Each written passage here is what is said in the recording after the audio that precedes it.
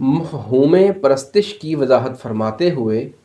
حضور نصیر ملت پیر سید نصیر الدین نصیر گیلانی رحمۃ اللہ علیہ اپنی تصنیف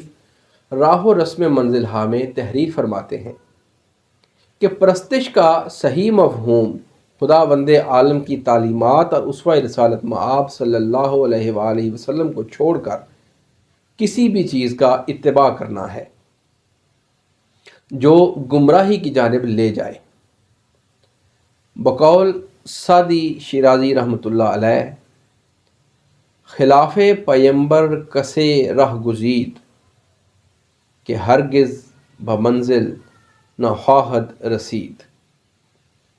بحمد اللہ انبیاء و اولیاء چونکہ خلق خدا کو خدا کی طرف بلاتے اور اس کی توحید کا درس دیتے ہیں، لہذا ان کی تعظیم و توقیر کرنا یا اظہار عقیدت کے طور پر ان کے مزارات کا بوسہ دینا، ان کی تعلیمات اور خدمات کا اعتراف کرنا پرستش کے مفہوم میں نہیں آ سکتا، کیونکہ اگر محض عزت کرنا شرک یا پرستش ہوتا تو خداوند عالم سید عالم صلی اللہ علیہ وآلہ وسلم کے لیے وَتُوَقِّرُوہُ یعنی اس کی عزت و تعظیم کرو کا حکم کبھی نہ فرماتا۔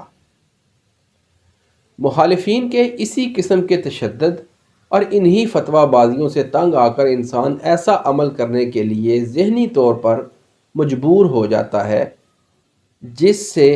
انہیں ذہنی اذیت پہنچ سکتی ہو، اس لیے کہ جب وہ ہمارے اسلاف اور ہمارے خلاف زبان درازی کر کے ہمیں محض اذیت پہنچانا چاہتے ہیں تو پھر اس کا رد عمل بھی اسی قسم کا ہو سکتا ہے۔ آگے چل کر حضور نصیر ملت رحمۃ اللہ علیہ لفظ مشرک کے صحیح مصداق کے متعلق تحریر فرماتے ہیں کہ شرک کی تعریف میں ہم نے یہ عرض کیا تھا کہ اگر کوئی انسان کسی نبی یا کسی ولی یا کسی اور انسان یا شے کو ایک لمحے میں بھی اللہ تعالیٰ کی طرح مستقل متصرف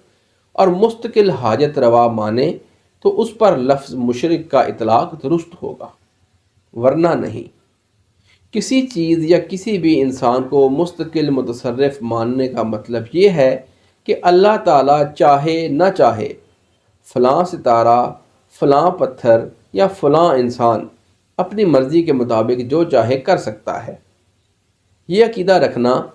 کہ شرک ہے اور اس عقیدے کا مالک پکا مشرک ہے۔ اللہ تعالیٰ تمام مسلمانوں کو اس عقیدہ باطل سے محفوظ رکھے۔